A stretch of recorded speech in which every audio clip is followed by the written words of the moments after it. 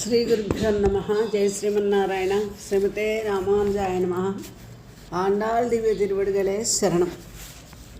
ప్రియ భగవద్బంధువులారా, తిరుప్పావై వ్రతంలో ఈరోజు 5వ పాసురాన్ని మనం అనుసంధానం చేసుకోబోతున్నాము. ఈ 5వ పాసురానితో ఈ వ్రతానికి పూర్వరంగం సమాప్తమవుతుంది. అంటే ఒక వ్రతాన్ని, ఒక కార్యక్రమాన్ని మనం నిర్వహించాలి అనుకున్నప్పుడు కావలసినటువంటి విధి విధానాలు, ఏర్పాట్లు మొదలైనవన్నీ కూడా ఈ 5 పాసురాలను కూడా మనకు అమ్మవారు అనుగ్రహించారు. దీన్ని పూర్వరంగం అంటారు. గోపికలందరూ కూడా గోదామ్మవారి యొక్క మాటలు విని వ్రతానికి సిద్ధపడుతున్నారు. ఈనాడు వాళ్ళందరూ కలిసి భగవత్ ప్రాప్తికి సిద్ధపడుతూ, సరేనమ్మా నువ్వు రమ్మన్నావు, మార్గళిని రాడువాన్నని మేము వస్తున్నాము, ఆ శ్రీమన్నారాయణ గురించే పాడాలన్నావు, వామనావతారాన్ని కీర్తిద్దామన్నావు, సరే ఇటువంటి భగవంత్ గుణగానం చేయడానికి, భగవంతుడిని పొందడానికి మనకేమైనా అధికారం ఉందా, మనకేమైనా అర్హత ఉందా అని కొంతమంది గోపికలు ప్రశ్నించారు. నిజానికి వాళ్ళకి ఎటువంటి అధికారము లేదు. ఎందుకంటే వాళ్ళు నందవ్రజల్లో జన్మించిన గొల్లలు కాబట్టి వాళ్ళు అధికారం లేదు. పైగా వాళ్ళు స్త్రీలు, అంచేత కర్మాచరణము లేదు. అంటే బాహ్యంగా వెళ్ళి ఏదైనా ఒక కర్మనాచరించి భగవంతుడికి సంబంధించినటువంటి కర్మలాచరించినటువంటి జ్ఞాన సముపార్జన కూడా లేదు. మరి ఏమీ లేకుండా మనం భగవంతుడిని ఎలా పొందుతామమ్మా అని కొంతమంది అడుగుతున్నారు. అంటే మనము ఎంత అజ్ఞానులమైనా, కర్మాచరణ చేయకపోయినా సరే, భగవన్నామాన్ని మనం గుణగానం చేస్తే చాలు, భగవన్నామాన్ని కీర్తిస్తే చాలును. ఆ భగవన్నామమే భగవంతుడిని పొందడానికి సాధనమవుతుంది. జ్ఞానము కానీ, భక్తి కానీ ఏది ఉన్నా దానికి ముందు భగవన్నామాన్ని ఉచ్చరించడం అనే విషయం తెలియకపోతే కనుక ఆ జ్ఞానము, భక్తి కూడా వ్యర్థమవుతాయి. అందుచేత భగవన్నామాన్ని కీర్తించడము, భగవంతుడిని పొందాలి అనే ఆకాంక్ష, ఇది మాత్రమే మనకు కలిగినటువంటి అధికారము, అర్హత.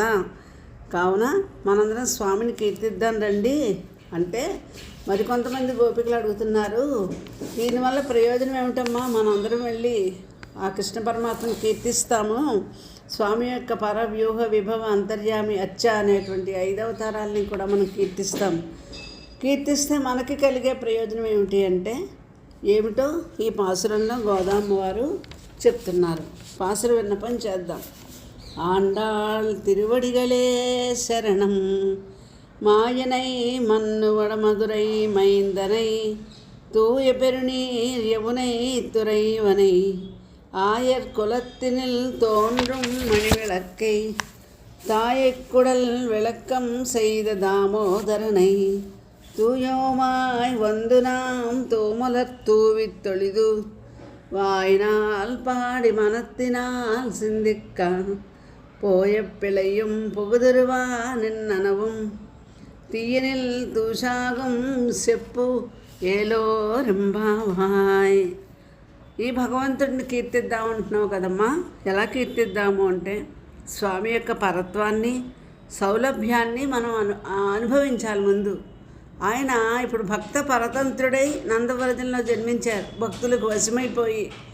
అలాగే తనలో ఉండే భక్త వత్సలత అనే గుణాన్ని సులభంగా ప్రదర్శించడానికి ఇక్కడ అవతరించారు. ఆయన సర్వజగత్తుకి కూడా సాక్షిభూతుడు, కారణభూతుడు, సర్వజగత్తు వ్యాపించినటువంటి వాడు, సర్వజగత్తుని నియమించేటువంటి వాడు. ప్రకృతి అంతా కూడా స్వామి యొక్క అధీనంలోనే ఉంటుంది.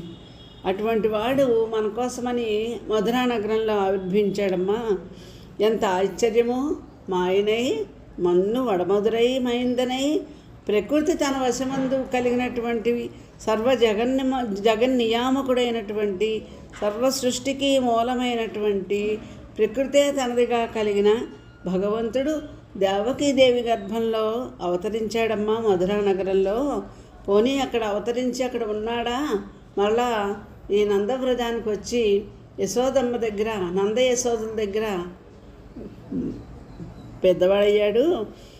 చిన్నతనంలోనే చాణూరుడు, ముష్టికుడు అనేటువంటి ఒక బలవంతమైనటువంటి రాక్షసులని సంహరించినటువంటి వాడు, ముష్టికుల్ని చంపినవాడు, కంసుడిని చంపినటువంటి వాడు. బాల్యంలోనే ఎన్నో వీరోచితమైన కార్యక్రమాలు చేశాడు. అటువంటి ఆయన్ని మనం కీర్తించాలి. ఆహా స్వామి, అంతటి వాడివి, ఇంత సులభుడివై దిగివచ్చావా అని స్మరిద్దాం. వైకుంఠంలో ఉండకుండా ఈ రాక్షస సంహారాలు, దుష్ట సంహారాలు చేయడానిక నువ్వు ఇక్కడికి వచ్చావు? అంతేకాదు, యమునా తీరంలో విహరించాడు. స్వామికి యమునా తీర విహార రసిక అని ఒక పేరుంది. యమున చాలా పవిత్రమైనది. ఎందుకంటే ఆ దేవకీ గర్భంలో కృష్ణ పరమాత్మ జన్మించిన వెంటనే వసుదేవుడికి ఆజ్ఞాపిస్తే వసుదేవుడు బుట్టలో పెట్టుకుని కృష్ణ పరమాత్మని నది దాటించడానికి వస్తే యమునా నది తనంతట తానే ఆ స్వామిని చూచి దారి ఇచ్చేసిందట. అందుచేత యమునా నది చాలా పవిత్రమైనది. అదే శ్రీరామచంద్రమూర్తి యుద్ధానికి వెళ్లే ముందు లంకానగరానికి సముద్రుడు ముందుగా అనుమతి ఇవ్వలేదు, దారి ఇవ్వలేదు. రామచంద్రమూర్తికి కోపం వచ్చిన తర్వాత సముద్రుడు దారిచ్చాడు. కాబట్టి అటువంటి సముద్రుడి కంటే మన యమునా నది చాలా గొప్పదమ్మా. అటువంటి యమునా నదిలో విహరించడం మన స్వామికి చాలా ఇష్టం.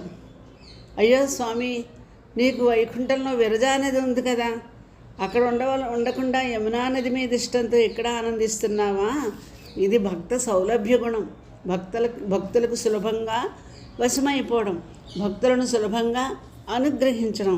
ఇటువంటి ఈ సౌలభ్యాన్ని మనం పాడదాం.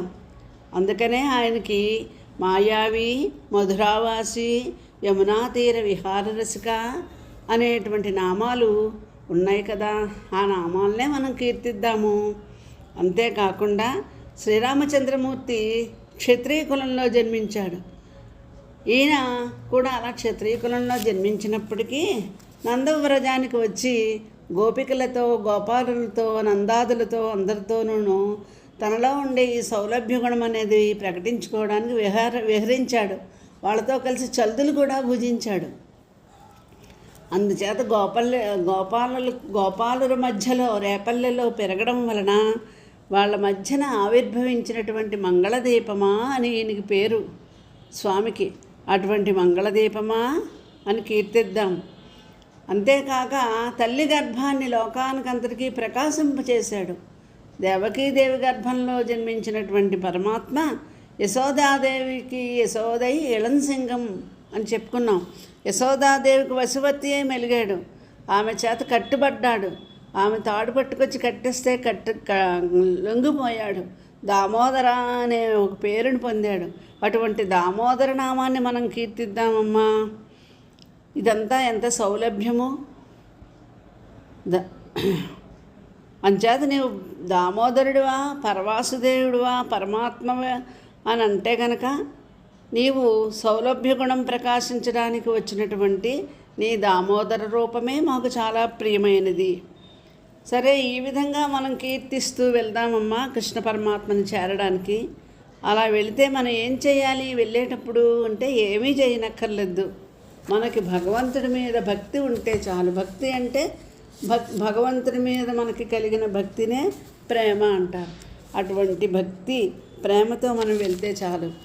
స్వామికి పుష్పాలు సమర్పించక్కర్లేదు.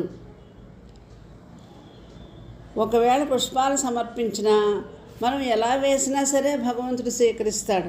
ఎందుకంటే మనం అజ్ఞానులమని భగవంతుడికి తెలుసు కాబట్టి చేతికి అలా వస్తే అలా విసరడమే. అలాగే మనకు వాక్ అనేది ఇచ్చాడు, నోరు అనేది ఉంది కాబట్టి ఈ నోటితో భగవన్నామాన్నే మనం కీర్తిద్దాము. మనసులో ఒకసారి స్మరించుకుందాం, బయటకు ఒకసారి చెప్దాము, చేతులతో స్వామి మీద పువ్వులు విసురుదాము. ఇలా ఈ త్రికరణములతో మనము శుద్ధిగా భగవన్నామాన్ని స్మరించినట్లయితే పుష్పాలు చల్లడం, నోటితో పాడడం, మనసులో భగవంతుడిని ఆలోచించడం, ఇలా చేస్తేనట తీనిల్ తీసాగం చెప్పు ఏలోరం బావాయ్. ఈ పాపాలన్నీ కూడా ఆడి మసైపోతాయి. నిప్పులో పడిన దూది ఎలాగైతే భస్మైపోతుందో వెంటనే భగవన్నామ సంకీర్తన చేయడం వలన మనకు సంక్రమించిన పాపాలన్నీ పోతాయి. అందువలన మనకి ఇంకేమీ ప్రతిబంధకాలు అడ్డనేదే ఉండదు. భగవత్ సేవ చేయడానికి అభ్యంతరం చెప్పేవాళ్ళు కూడా ఉండరు. కాబట్టి ఓ బహమలారా రండి, భగవన్నామాన్ని సంకీర్తన చేద్దాం. మన పాపములన్నీ నశిస్తాయి అని ఆండాళ్ తల్లి తన తోటి గోపికలందరినీ ఈ వ్రతానికి సిద్ధం చేసింది 5వ పాసురంలో. ఈ 5 పాసురాలు కూడా పూర్వరంగం వ్రతానికి, అంటే వ్రత నియమాలు ఏర్పాటు చేసుకోవడం, ఈ వ్రతం వల్ల కలిగినటువంటి ఫలితాలు అన్నీ అమ్మవారు మనకి అనుగ్రహించారు. రేపటి నుంచి 10 పాసురములు, అంటే 11 నుంచి 15వ పాసురం వరకు కూడా పన్నిద్దరు ఆళ్వార్లో పేరు పొందినటువంటి ఒక 10 మంది ఆళ్వారుల ఆంతర్యంగా ఆళ్వార్ల యొక్క మేల్కొల్పు, భక్తి పరాకాష్ఠలో ఆళ్వార్ల సదృశమైనటువంటి పేరు పొందినటువంటి గోపికామణులను గోదా అమ్మవారు మేల్కొల్పుతూ అనేకమైన వేదాంతార్థాలని వేదభావాల్ని కూడా మనకి రాబోయే పాసురాల్లో అనుగ్రహం చేస్తున్నారు. కర్కటే పూర్వ ఫల్గున్యాం తులసీ కాననోద్భవాం పాండ్యే విశ్వంభరాం గోదాం వందే శ్రీరంగనాయకీం సోచిష్టమాలికా బంధగంధబంధురజిష్ణవే విష్ణుచిత్తతనూజాయై గోదాయై నిత్యమంగళం. స్వస్తి.